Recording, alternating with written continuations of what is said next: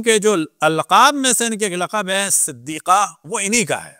جس طرح سے مولا امیر المومنین کے القاب ادھر ادھر اسمگل کر دیے گئے، تو جو صدیقہ لقب ہے حضرت فاطمہ زہرا صلوات اللہ وسلام علیہا کا، یہ جو جناب عائشہ کو کہہ دیا جاتا ہے صدیقہ، یہ قرآن کے خلاف ان کو صدیقہ، قرآن کی مخالفت ہے. اگر کوئی صدیقہ کہتا ہے تو وہ قرآن سے جنگ کرتا ہے، سبحانہ و تعالیٰ سے جنگ کرتا ہے.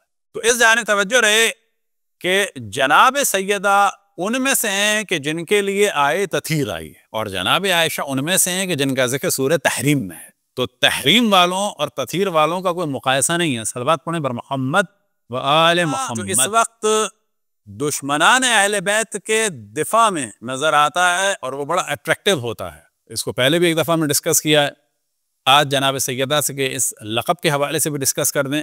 وہ یہ ہے کہ اب جب بات کی جائے دشمنان اہل بیت کی اور ان کے جرائم کی، تو وہ کہتے ہیں کہ امہات المؤمنین.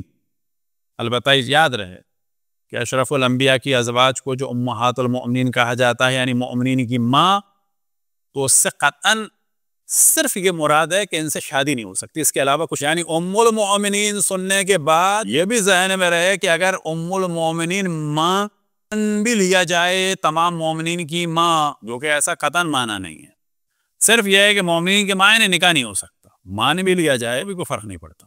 وجہ کیا ہے؟ کیونکہ جو لوگ اس لقب کو اب البتہ مفسرین اہل سنت نے کہا ہے کہ صرف یہ معنی ہے کہ ان سے شادی نہیں ہو سکتی، باقی کوئی معنی نہیں. حتیٰ اس کو ڈسکس کیا ہے کہ ان کا بھائی ماموں نہیں ہے، اب معاویہ کو ماموں کہتے ہیں، خال المو. حتیٰ یہ ڈسکس کیا ہے کہ ان کی بیٹیاں اگر رسول اللہ صلی اللہ علیہ وسلم سے پہلے ان کی بیٹیاں ہیں، اگر یہ ام المؤمنین ہیں تو ان کی بیٹیوں سے شادی بھی ہو سکتی. ماں ہونے کے اعتبار سے ہماری میراث بھی ان کو نہیں جائے گی. یہ سارے موضوعات بیان کیے ہیں. نہ ان کا بھائی ماموں ہے، کیا مراد؟ یعنی خواتین کی شادی ہو سکتی. نہ ان کی بہنیں خالہ ہیں، کیا مراد؟ یعنی مرد شادی کر سکتے ہیں. نہ ان کی بیٹیاں بہنیں ہو جائیں گی، کیونکہ یہ ماں ہے تو ماں کی بیٹی کون ہوتی ہے؟ اس سے بھی شادی ہو سکتی ہے اگر کسی کی ہو، جیسے کہ حضرت ام سلمہ کی پہلے سے ایک بیٹی تھی ان کی. سب نے صراحتاً کہا ہے کہ صرف اور صرف یہ ہے کہ ان سے نکاح نہیں ہو سکتا. وہ بھی کیا موضوع تھا؟ طلحہ یہ کہتے تھے کہ جب رسول اللہ کا انتقال ہوگا تو میں شادی کروں گا. کس سے؟ جناب عائشہ سے، چچا زاد بھائی تھا. یہ بات اشرف الانبیاء کو ناگوار گزری اور اللہ سبحانہ و تعالیٰ نے حکم فرمایا کہ ان سے کوئی بھی شادی نہیں کر سکتا، یہ مومنین کی ماں ہے. یہ اصل موضوع. لیکن کہا جائے کہ اگر مومنین کی ماں ویسے بھی مان لیں، یعنی واقعاً ماں، تو کون سا کمال ہے؟ ایسا یہ شور ہو رہا ہے، وہ تو اشرف الانبیاء کی ماں کو کافر مانتے ہیں. جب اشرف الانبیاء اور انبیاء کی مائیں کافر ہو سکتی ہیں، اور ان کا مومن ہونا اور متقی ہونا اور پاکیزہ ہونا اگر ان لوگوں کو ثابت نہیں ہے، تو عام مومنین کی ماں کے بارے میں کیا خیال؟ یہ کہاں سے نتیجہ نکلا کہ مومن کی ماں مومن نہیں ہوگی؟ جب انبیاء کی ماں تمہارے نزدیک مومن نہیں ہوتی تو عام مومن کی ماں کیسے مومن ہوگی؟ صلوات پڑھیں بر محمد و آل محمد. یعنی ہو بھی سکتی ہے مومن، نہیں بھی ہو سکتی. اس لقب سے کوئی نتیجہ نہیں نکلا. اب یہ جو ہم نے عرض کیا سورہ تحریم والا موضوع، یہ سب مومنین کو جس طرح سے آیت تطہیر کا علم ہے، سورہ تحریم کا بھی ہونا چاہیے. اور شروع کی چند آیتیں جا کے آپ ضرور پڑھیں. اور اس میں جو اصل موضوع ہے وہ کیا ہے؟ ان تتوبا فقط صغت قلوبکما. اگر توبہ کر لو تو بہتر ہے، تم دونوں کے دل ٹیڑھے ہو چکے ہیں، دو بیویوں کے دل ٹیڑھے ہو چکے ہیں. اب یہاں پر فتنہ کیا جا رہا ہے کہ امہات المؤمنین اور اصحاب جو ہے نا، یہ تاریخی ہستیاں نہیں ہیں. یہ ایک بڑا جملہ آج کل بڑا مشہور ہوا ہے، یہ قرآنی ہستی. اس کا جو سمپل جواب ہے ہر مومن کو یاد ہونا چاہیے. سمپل جواب کیا ہے؟ یعنی جی اصحاب پرانی ہستیاں ہیں. اچھا اصحاب پرانی ہستیاں ہیں تو صحیح ہے. آخر زمانے کی جو آیات ہیں، پہلی بات تو یہ ہے کہ سورہ منافقون کس کے لیے؟ سورہ جمعہ میں جو چھوڑ کے جاتے تھے وہ کون لوگ تھے؟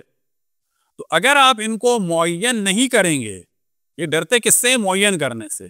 اگر آپ ان کو معین نہیں کریں گے نتیجہ کیا ہوگا؟ سب مشکوک ہو جائیں. آخر زمانے کی سورہ بقرہ کی آیت میں کیا ہے حکم تمام مسلمانوں کو؟ وَمِمَّنْ حَوْلَكُمْ مِنَ الْأَعْرَابِ مُنَافِقُونَ. کیا ہے مسلمانوں؟ یہ مدینہ میں ارد گرد جو بدو ہیں ان میں منافق ہیں. وَمِنْ أَهْلِ الْمَدِينَةِ مَرَضُوا عَلَى النِّفَاقِ. اور اہل مدینہ میں ایسے ہیں جو نفاق میں شدید ہیں. اب جب یہ آیت آ گئی کہ اہل مدینہ میں ایسے ہیں جو نفاق میں شدید ہیں، تو پھر یار کوئی بچ گیا جائے گا اس سے دین لے لو، کہا جائے گا ممکن ہے یہ ان میں سے ہو. اس سے دین لے لو، کہا جائے گا ممکن ہے یہ ان میں سے ہو. اس سے دین لے لو، کہا جائے گا ممکن ہے. تو یہ جو انہوں نے فرار کا راستہ نکالا ہے کہ یہ قرآنی ہستیاں ہیں، تو یہ اور پھنس جائیں گے، اور ایسا پھنسیں گے پھر سب کو چھوڑنا پڑے، پھر صرف تطہیر والے بچیں گے. بالکل اسی طریقے سے اب جب یہ قرآن میں آ گیا فقط صغت قلوبکم، کہتے ہیں نہیں معلوم یہ کون دو تھیں. اتنی بات تو واضح ہے کہ حضرت خدیجہ نہیں تھی. اے نبی کی دو بیویوں تمہارے دل ٹیڑھے ہو چکے. 2 بیویاں حضرت خدیجہ کے دور میں تھیں، وہ تو اکیلی تھیں.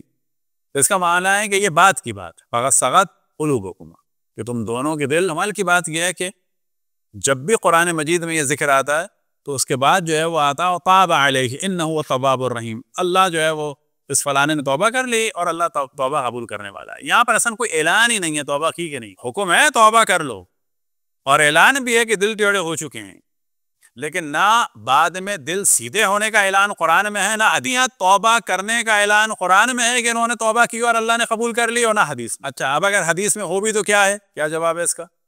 اس کا جواب یہ ہے کہ آپ پہلے کہہ چکے ہیں کہ قرآنی ہستیاں ہیں اور تاریخ غلط ہے. تو اگر تاریخ میں اور اگر کہیں نکل بھی آئے توبہ تو کہا جائے گا وہ تو آپ پہلے انکار کر چکے ہیں. اگر آپ توبہ کو مانیں گے تو باقی جرائم کو بھی ماننا ہو. اگر آپ باقی جرائم کے لیے تاریخ کو اور حدیث کا انکار کریں گے تو پھر توبہ کے لیے بھی تاریخ اور حدیث کافی. اب معاملہ کیا تھا؟ معاملہ یہ تھا کہ اشرف الانبیاء کی زوجہ تھی جناب زینب بنت جہش. جب بھی اشرف الانبیاء جاتے تھے تو ان کے یہاں زیادہ بیٹھتے تھے، اور وہ اشرف الانبیاء کو اپنے پاس سے کھانے کے لیے شہد دیتی. ان 2 خواتین نے کہ جن کے دل ٹیڑھا ہونے کا ذکر ہے قرآن میں اور بخاری میں بھی نام ہے، اور تمام تفاسیر اہل سنت میں ان کا نام ہے کہ یہ کون تھی؟ جناب عائشہ اور حفصہ. انہوں نے کیا پلاننگ کی کہ جب بھی زینب بنت جہش کے پاس سے میرے یا تمہارے پاس رسول اللہ آئیں تو ہمیں ان سے کہنا ہے کہ آپ کے منہ سے بدبو، اور بدبو کون سی آ رہی ہے؟ مغافیر کی بدبو. اور جس طرح سے مختلف پودوں کو کٹ لگا کے ان میں سے گوند نکال جاؤ، جانتے ہیں گوند الگ الگ ہوتے ہیں. پاکستان میں بھی اگر آپ جائیں، اچھا جاننے والا ہوگا اس سے آپ کہیں گوند تو کہے گا کون سا گوند؟ کیکر کا، ببول کا، نیم کا. تو عربوں میں بھی مختلف درختوں کے گوند ہیں، ان میں سے ایک گوند جو ہے وہ بہت اچھا ہے حافظے کے لیے، روایتوں میں اس کا ذکر ہے، اس کو کہتے ہیں کندر. وہ ایران میں ملتا ہے، وائٹ کلر کا ہوتا ہے. پاکستان وغیرہ میں اس کو آپ چبائیں تو وہ ببل جیسا گم جیسا بن جاتا ہے، اور وہ حافظے کے لیے اچھا ہے. اور حاملہ خواتین کے لیے بھی یہ کھائیں تاکہ بچہ جو ہے وہ ذہین ہو.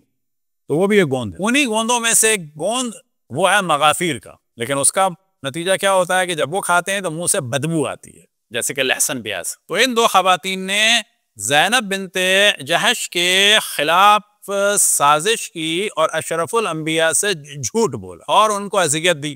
آپ اپنے باپ کو یا ماں کو یا پروفیسر کو یا باس کو یا ٹیچر کو کہیں تمہارے منہ سے بدبو آ رہی ہے، یہ احترام ہے؟ اور وہ بھی جھوٹ. دنیا میں کہیں بھی جائیں لوگ کہیں گے ماں سے جھوٹ بولا تم نے جھوٹ بولا پروفیسر کے لیے لیکچر کے دوران کی بدبو آ رہی ہے. فرض کریں کوئی ٹویٹر قریب بیٹھ کے پڑھا رہا ہو یا باس گفتگو کر رہا ہو، آپ کے منہ سے بدبو آ رہی ہے، اس کی پوری میٹنگ خراب ہو جائے گی، پوری توجہ اس کی ہٹ جائے گی. پوری متمدن دنیا میں پوچھیں کہ پروفیسر یا ٹیچر یا ماں یا باپ یا کسی دوست کے لیے آپ گاڑی چلا رہے ہو، کسی سے کہ تمہارے منہ سے بدبو آ رہی ہے، وہ بیچارہ کنفیوز ہو جائے گا، ہیٹر کروں یا کھڑکی کھولوں؟ کھڑکی کھولتا ہوں تو بو ادھر جائے گی، ایسے کھڑکی کھولتا ہوں تو یا گرمی آئے گی سردی آئے گی. تمام تفاسیر شیعہ اور سنی میں ہے کہ اشرف الانبیاء کو یہ بات انتہائی ناگوار گزرتی تھی کہ ان کے پاس سے بدبو آئے. لہٰذا آپ دیکھیں کھانے والی چیزوں کے بارے میں تاکید ہے کہ کھاؤ جس میں خوشبو آئے. حتیٰ یہ جو روزے کے بارے میں مشہور ہے اس کو لوگ نیگیٹو لے لیتے ہیں. ہاں روزے میں ایک بو آتی ہے، اس کے لیے کہا گیا ہے کہ وہ ملائکہ کو پسند ہے، یہ ایک الگ موضوع ہے. لیکن ایسا نہیں ہے کہ مسلمانوں کی ذمہ داری ہے کہ روزے میں بدبو آئے. آیا روزے دار اسپرے کر سکتا ہے؟ بالکل کر سکتا ہے. آیا روزے دار کلی کر سکتا ہے؟ بالکل کر سکتا ہے. آیا روزے دار روزے کے عالم میں برش کر سکتا ہے؟ بالکل کر سکتا ہے. بلکہ روایات کے بارے میں طویل ہمارا لیکچر بھی ہے کہ خود ہمارے روایات ہے الطیب تحفۃ الصائم، کہ خوشبو جو ہے روزے دار کے لیے خود ایک تحفہ ہے. تو یہ بالکل الگ موضوع ہے کہ ملائکہ کو روزے دار کے منہ کی بو جو ہے وہ خوشبو لگتی ہے، یہ الگ موضوع ہے. لیکن اس میں یہ والا موضوع نہیں ہے کہ اب ہماری سب کی ذمہ داری بن گئی کہ جس آفس میں بھی جائیں تو مسلمانوں کے منہ سے بدبو آئے. تو اشرف الانبیاء کے بارے میں کہ اپنے لباس کو گرم پانی سے بھی دھوتے تھے. اب دیکھیں جسم کے بال صاف کرنے کی تاکید، نہانے کی تاکید، کہ وہاں کے گرم موسم میں پسینے سے جو لباس میں بیکٹیریا بن جاتے ہیں کہ دوبارہ لباس پہنو تو پھر بدبو آئے، اس کو گرم پانی سے دھوتے تھے. پھر وہاں پر خوشبو استعمال کرنے کی تاکید، حتیٰ روایات میں اشرف الانبیاء نے فرمایا کہ خوشبو پہ پیسہ لگانا اسراف نہیں ہے. پھر اس کے بعد آپ دیکھیں مختلف قسم کی جڑی بوٹیاں اور لوبان جلانے کا حکم، خوشبو کی چیزیں جلاؤ.